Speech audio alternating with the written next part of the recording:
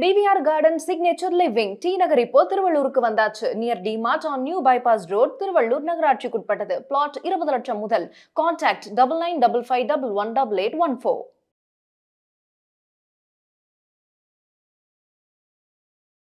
Health cafe channel viewers அனைவருக்கும் வணக்கம். இன்னைக்கு எல்லா நோய்களுக்கும் அடிப்படை காரணங்கள் என்ன அப்படின்னு சொல்லிட்டு நிறைய விஷயங்களை அனலைஸ் பண்ணி பார்க்கப்படும் பொழுது நிறைய நோய்களுக்கு அடிப்படை காரணமாக இருக்கிறது ஒபிசிட்டி. இந்த வெயிட்டை குறைச்சிடுவாங்க, அப்போ தான் அவங்க பிபியை சரி பண்ண முடியும். இந்த வெயிட்டை குறைச்சிடுவாங்க, அப்போ தான் அவங்க சுகரை சரி செய்ய முடியும்.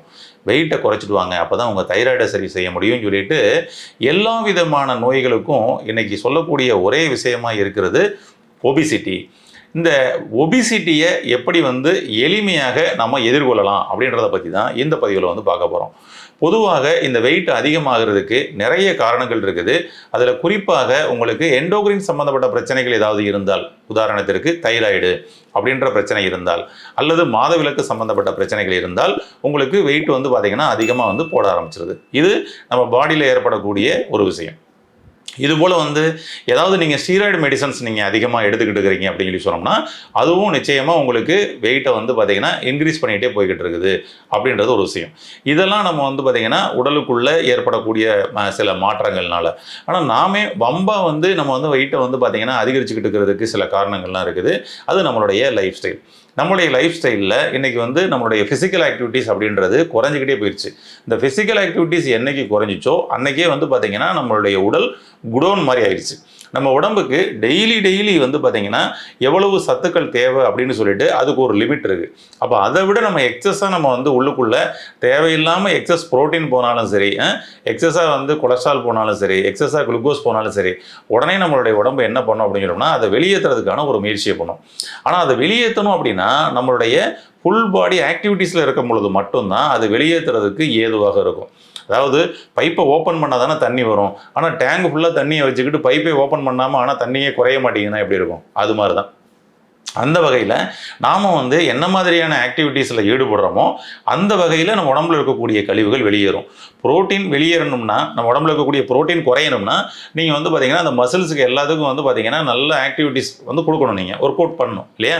ஒர்க் அவுட் கொடுக்கணும். அதுபோல் பார்த்திங்கன்னா எக்ஸஸாக கால்சியம் சேர்ந்துருக்குது அப்படின்னு சொன்னால் கூட அந்த கால்சியம் வெளியேற மாதிரி சில ஒர்க் அவுட் பண்ணணும்.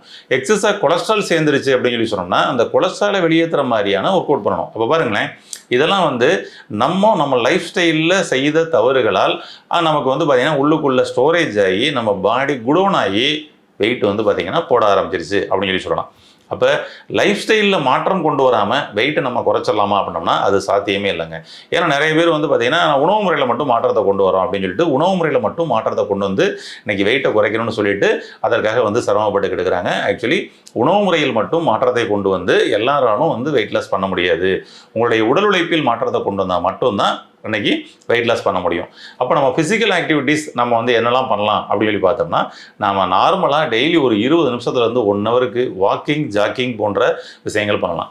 இதை விட இன்னும் பெஸ்ட்டு எல்லா ஜாயின்ஸும் மூமெண்ட்ஸ் ஆகிற மாதிரி ஏதாவது யோகா கிளாஸஸ் உங்களுக்கு பக்கத்தில் நியர்பை நடக்குது அப்படின்னா யோகா கிளாஸஸில் ஜாயின் பண்ணிங்கன்னா அவங்கக்கிட்ட வெயிட் லாஸுக்கான யோகா கொடுங்க அப்படின்னு சொல்லி சொன்னால் கூட வெயிட் லாஸுக்காகவே அந்த ட்ரெயினர் பார்த்திங்கன்னா அவங்களை அவங்களுக்கு அழகாக ட்ரெயின் கொடுப்பாங்க. அப்போ நீங்கள் எல்லா ஜாயின்ஸும் அதுக்குள்ளே மூமெண்ட்ஸ் ஆகிற மாதிரி சில இடங்களில் மட்டும் அதிகமான மூமெண்ட்ஸ் கொடுத்து சில மசில்ஸ் கரைக்கிற மாதிரி சில விஷயங்கள் உங்களுக்கு கொடுப்பாங்க. அப்போ இது பெஸ்ட்டு. ரொம்ப இலகுவாக நம்மளுடைய உடம்பை வெயிட்டை குறைக்கிறதுக்கு இது நல்லா சப்போர்ட் பண்ணி கொடுக்கும். ரொம்ப கஷ்டப்பட்டு உடம்பை குறைக்கிறதுக்காக இன்றைக்கி ஜிம்முக்கு போகிறது சரிங்களா, இந்த மாதிரி விஷயங்கள்லாம் கூட நிறைய பேர் ஈடுபட்டு இருக்காங்க. அந்த வகையில் ரொம்ப கஷ்டப்பட்டு நீங்கள் டக்குன்னு குறைச்சிட்டு அதுக்கப்புறம் நீங்கள் விட்டுட்டிங்கன்னா கூட மீண்டும் திரும்பவும் ஏறும். அதனால் நம்மளுடைய உடம்பில் படிப்படியாக வெயிட் ஏறிச்சே தவிர திடீர்னு ஒரு நாள் தூங்கி எழுந்திரிச்சு சொன்ன காலையில் ஒரு 30 கிலோ வெயிட்டு கூடிடுச்சுங்கன்னு சொல்லிட்டு யாருக்குமே நடக்கலை. அதுதான் நம்ம புரிஞ்சுக்கணும். அந்த வகையில் நம்ம போய் சடனாக போய் ரொம்ப ஹார்ட் ஒர்க் பண்ணி ஒரு மாதத்துலேயே 20 கிலோ 30 கிலோ குறைக்கணும் அப்படின்னு சொல்லி நம்ம நினைக்கிறதும் மிகப்பெரிய தவறு. அந்த வகையில் பார்த்தோம்னா ஸ்லோவாக நம்ம குறைச்சிக்கிட்டே போகிறது தான் பெஸ்ட்டு.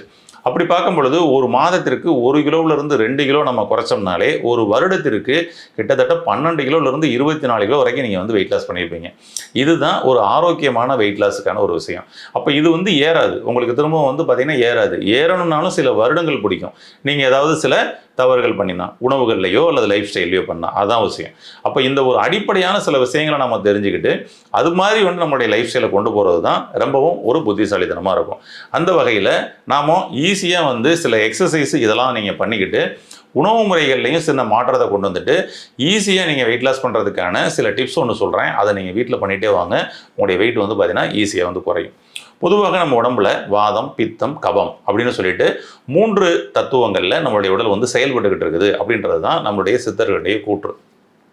இந்த வாதம், பித்தம், கபத்தில் ஏற்படக்கூடிய அந்த ஏற்ற இறக்கங்கள் தான் இன்னைக்கு நோய்கள் அப்படின்னு சொல்லிட்டோம். அந்த வகையில் உடலில் அதிகப்படியான எடை போட்டிருக்குன்னா அப்போவும் இந்த வாதம், பித்தம், கபம் அவர்களுக்கு சமமான நிலையில் இல்லை அப்படின்றதான் அர்த்தம். அப்போ சமமான நிலையில் இல்லைன்னுங்கும் பொழுது அதை பேலன்ஸ் பண்ணக்கூடிய விதத்தை நாம் வந்து செயல்படுத்தி ஆகணும். ஒன்று. அடுத்தது இந்த கழிவுகளை பூரா வெளியேற்றுறதுக்கு அப்படின்னு சொல்லி பார்த்தோம்னா இந்த வாதம், பித்தம், கபத்தில் ஒவ்வொன்றுக்கும் ஒவ்வொரு தன்மை வாய்ந்தது. இப்போ காற்றில் கரையக்கூடிய கழிவுகள் காற்றில் கரையும். ஓகேங்களா? இப்போ வந்து பார்த்தீங்கன்னா ஏதோ ஒரு சாம்பல், பவுட்ரு, பொடி இதெல்லாம் வந்து பார்த்தீங்கன்னா கொஞ்சம் காற்றடிச்சுன்னா என்ன ஆகும், அப்படியே வந்து அது வந்து கரைஞ்சு போயிடும், இருந்த இடமே தெரியாமல் இல்லையா? இப்போ நெருப்பில் கரையக்கூடிய, நெருப்பில் எரிக்கக்கூடிய கழிவுகள் இல்லையா? நெருப்பில் எரியக்கூடிய கழிவுகள்னு சில கழிவுகள் இருக்குது. இப்போ நம்ம வந்து பார்த்திங்கன்னா நம்ம அன்றாடம் பயன்படுத்தக்கூடிய பேப்பர்ஸ் அந்த மாதிரி இதெல்லாம் வந்து பார்த்திங்கன்னா அது கழிவுகளாக குப்பையெல்லாம் வந்து சேர்ந்துக்கிட்டே இருக்குன்னா அதை நம்ம நெருப்பில் எரித்து வெளியேற்றுவோம். கரெக்டுங்களா? நீரில் வெளியேற்றக்கூடிய கழிவுகள், நீரில் வெளியேற்றக்கூடிய கழிவுகள்னு சில கழிவுகள் இருக்குது. நம்ம அன்றாடம் நம்ம வீட்டில் சுத்தம் பண்ணுறதுக்கு நீர் இல்லாமல் எதையுமே நம்ம வந்து பார்த்திங்கன்னா சுத்தப்படுத்த முடியாது அப்படின்றது உங்களுக்கு தெரியும் இல்லையா? அதாவது சாதாரணமாக பாத்திரம் கழுவுறதுலேருந்து துணி துவைக்கிற வரைக்கும் இதெல்லாம் எதுக்காக நான் எக்ஸாம்பிள் சொல்கிறேன்னா உடம்புக்குள்ளேயும் அதே தான்.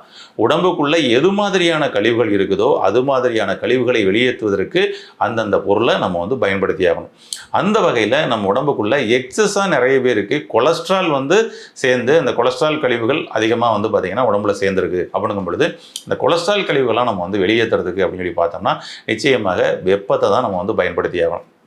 அப்போ அதிகப்படியான வெப்பத்தில் இது வந்து பார்த்திங்கன்னா வந்து எரிந்து அது வந்து வெளியேற்றுவதற்கான வாய்ப்புகள் இருக்குது. வெப்பம் நம்ம உடம்புக்குள்ளே நம்ம வந்து கூடணும் அப்படின்னம்னா அதுக்கு நம்மளுடைய லைஃப் ஸ்டைலில் இருக்கக்கூடிய ஆக்டிவிட்டீஸ், குறிப்பாக ஒர்க் அவுட். நீங்கள் ஒர்க் அவுட் வந்து அவசியம் தினந்தோறும் வந்து பார்த்தீங்கன்னா ஒரு 1 hour வந்து நல்ல உடம்புல இருந்து வேர்வை வெளியேறணும். ஏன்னா வெப்பம் உள்ளுக்குள்ளே வந்துச்சுன்னா அந்த வெப்ப கழிவுகள் வெளியேறுவதற்கு வியர்வை தான். அப்போ வேர்வை உங்கள் உடம்புல வேர்க்குதா, வேர்வை வெளியேறாமல் உங்கள் கொலஸ்ட்ரால் கரையாது. அதை முதல்ல புரிஞ்சுக்கோங்க. தினம்தோறும் 20 நிமிடத்திலிருந்து 1 மணி நேரத்திற்கு ஏதாவது ஒர்க் அவுட் பண்ணி 20 மினிட்ஸ் உங்கள் உடம்புல இருந்து வேர்வை வேர்த்துச்சுன்னா 20 மினிட்ஸ் வேர்த்தாலே போதும்.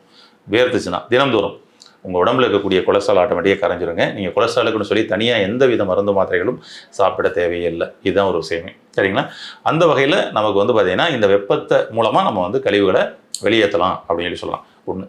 அதுக்கப்புறம் உங்கள் உடம்புக்குள்ளே அபான வாயு அப்படின்றது சொல்லுவோம் இல்லையா? அந்த அபான வாயு தேங்குச்சு அப்படின்னு சொல்லி சொன்னோம்னா குறிப்பாக மலம் வந்து தேங்கப்படும் பொழுது இந்த மலம் தேங்குறதுனால அங்கே வந்து பார்த்திங்கன்னா உங்களுக்கு அபான வாயு உருவாகும். இது உங்கள் உடம்புக்குள்ளே அங்கங்கே ஃபுல்லாக வந்து நிற்கப்படும் பொழுது, தேங்கி நிற்கும் பொழுது நம்மளுடைய பாடியில் சர்க்குலேஷன் எல்லாமே தேக்கம் ஏற்படும்.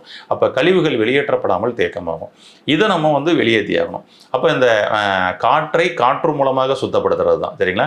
இப்போ நம்ம வந்து ஒரு அடைச்ச ரூம் இருக்குது, அங்கே பார்த்திங்கன்னா காற்று கெட்டு போயிருக்குது. அந்த அடைச்ச ரூமை வந்து பார்த்திங்கன்னா திரும்ப நம்ம சுத்தப்படுத்துகிறோன்னா கதவு, ஜன்னல் எல்லாத்தையும் ஓப்பன் பண்ணி வெளியில் இருக்கக்கூடிய நல்ல காற்றை உள்ளே கொண்டு வரும் பொழுது அந்த காற்று வந்து வெளியில் போக ஆரம்பிக்கும். காற்றின் மூலமாக சுத்தப்படுத்துதல். நம்ம உடம்புல அடுத்ததான் வந்து பார்த்தீங்கன்னா நீர் தான் வந்து பார்த்தீங்கன்னா அதிகப்படியான பங்களிப்பு இருக்குது. சரிங்களா? இந்த நீரை கெடுத்துட்டோம்னா உடம்புல பார்த்தீங்கன்னா எல்லாமே கெட்டு போகும்னு சொல்லலாம். நீர் நம்மளுடைய பிளட் சர்க்குலேஷன் இது பூரா பார்த்தீங்கன்னா அந்த நீர் தத்துவத்துக்குள்ளே தான் அடங்கும். அப்போ அந்த பிளட் சர்க்குலேஷனில் வந்து பார்த்தீங்கன்னா கழிவுகள் கலந்துருச்சுன்னா கெட்டு போச்சுன்னா என்ன ஆகும்? உச்சந்தல்லேருந்து உள்ளங்கால் வரைக்கும் டிஸ்டர்பன்ஸ் தான் கொடுக்கும். நீரை சுத்தப்படுத்தி ஆகணும். நீரை சுத்தப்படுத்துறதுல நம்ம அதிகமாக கவனம் செலுத்தப்படும் பொழுது ரொம்ப அருமையாக வெயிட் லாஸ் நடக்குதுங்க. இன்றைக்கி நிறைய பேர் அந்த இதுக்கான ரிசல்ட்டை வந்து சொல்லியிருக்கிறாங்க. அப்போ அந்த வகையில் நம்ம உடம்புக்குள்ள நீர்க்கழிவுகளை சுத்தப்படுத்துகிற மாதிரி நம்ம வந்து சில ப்ராசஸ் ஒன்று சொல்கிறேன். இதை நீங்கள் பயன்படுத்தி பாருங்கள். இதுக்கு நமக்கு தேவையான விஷயங்கள் அப்படின்னு சொல்லி பார்த்தோம்னா நீர்முள்ளி சூரணம், நெரிஞ்சில் பொடி நமக்கு நாட்டு மருந்து கடைகளில் கிடைக்கும். அது வாங்கிக்கோங்க. நான் சொல்கிற எல்லாமே உங்களுக்கு ரா மெட்டீரியலாகவும் கிடைக்கும். ரா மெட்டீரியலாக உங்களுக்கு கிடைச்சிச்சுனாலும் காய வச்சு நீங்கள் பண்ணிக்கலாம். அல்லது பொடி பக்குவத்துலேயும் கிடைக்கும். சரிங்களா? நெரிஞ்சில் பொடி, அதுக்கப்புறம் நீர்முள்ளி சூரணம், சிறுகன் பீலை, இந்த 3மே நமக்கு வந்து பொடி பக்குவத்திலேயே கிடைக்குது. சமூலமாக அரைச்சி அதை வந்து பொடி பண்ணி இன்றைக்கி வந்து சேல்ஸ் பண்ணுறாங்க. நீங்கள் அதை வந்து வாங்கிக்கலாம். பெட்டர். உங்களுக்கு வந்து கிராம பகுதியில் இது கிடைக்குதுன்னா எடுத்து காய வச்சு அதை அரைச்சி நீங்களே பவுட்ரு பண்ணி வச்சுக்கலாம். பெட்டர். அப்போ இந்த பொடியை வந்து பார்த்தீங்கன்னா ஈக்குவல் ரேஷியோவில் மிக்ஸ் பண்ணி ஒரு டப்பாவில் வச்சுக்கோங்க. அவ்வளோதான். இந்த 3 பொடிகள் மிக்ஸ் பண்ணி ஒரு டப்பாவில் வச்சுக்கிறீங்க. வச்சுக்கிட்டு இதை வந்து ஒரு 2 டம்ளர் தண்ணியில் ஒரு 1 ஸ்பூன் போட்டு நல்லா காய்ச்சி சுண்ட வைங்க. ஒரு டம்ளர் வர்ற மாதிரி வந்து சுண்ட வைங்க. சுண்ட வச்சுட்டு இதை நம்ம காலையிலையும் இரவுலையும் சாப்பாட்டுக்கு முன்னாடி ஒரு 48 நாள் மட்டும் நீங்கள் கண்டினியூஸாக எடுத்துகிட்டே வாங்க. என்ன மாற்றம் நடக்குதுன்னு பாருங்கள். உங்கள் உடம்பில் இருக்கக்கூடிய தேவையில்லாத நீர்க்கழிவுகளை வெளியேற்றும். உங்களுடைய ரத்தத்தில் இருக்கக்கூடிய தேவையில்லாத கழிவுகள் கூட, ஏன்னா இதை வந்து வெளியேற்ற ஃபில்டர் ஆகும். ஓகேங்களா? உங்களுடைய சிறுநீரக மண்டலம் சூப்பராக செயல்படும். உங்களுடைய பாடியில் இருக்கக்கூடிய இந்த 72% நீரால் ஆனதுன்னு சொல்லி சொல்கிறோம்ல, இந்த நீர் அனைத்தும் சுத்தமாக மாறும். ஓகேங்களா? அதற்கு இது ரொம்ப அருமையாக சப்போர்ட் பண்ணி கொடுக்கும். அப்போ உங்கள் உடம்புல இருக்கக்கூடிய நீர்க்கழிவுகள் வெளியேறதை நீங்கள் வந்து பார்த்தீங்கன்னா ஒரு 1 வீக்லேயே வந்து ஃபீல் பண்ண முடியும். உங்களுடைய உடம்பில் தேவையில்லாத சதைகள் தொங்குறது, இது எல்லாத்துலேயும் மாற்றம் வரும். ஒரு வாரத்துக்குள்ளேயே உங்களுடைய முகத்தில் அந்த ஃபிட்னஸ் வந்து தெரிய வரும், ஃபீல் பண்ண முடியும். ரொம்ப எளிமையான ஒரு சொல்யூஷன் தான். நீங்கள் வீட்டில் எல்லாரும் இதை வந்து பயன்படுத்தி இது பண்ண முடியும். அதனால் வெயிட்லெஸ் ஒன்று பண்ணிட்டு வந்தால் தான் மற்ற நோய் குணமாகும் அப்படின்ற நிலை உங்களுக்கு இருக்குதுன்னா அவசியம் இதை கடைபிடித்து பாருங்கள். உங்களுடைய உடல் எடை குறைந்து மற்ற நோய்களில் இருந்தும் நீங்கள் ஆரோக்கியம் அடையலாம். அப்படி ஆரோக்கியம் அடைந்து மிக சிறப்பாக வாழ வாழ்த்துக்கள். நன்றி. இந்த வீடியோ உங்களுக்கு பிடிச்சிருந்தா லைக் பண்ணுங்க, ஷேர் பண்ணுங்க, கமெண்ட் பண்ணுங்க. மறக்காம ஹெல்த் கஃபே தமிழ் சேனலை சப்ஸ்கிரைப் பண்ணிட்டு பெல் பட்டனை கிளிக் பண்ணிடுங்க.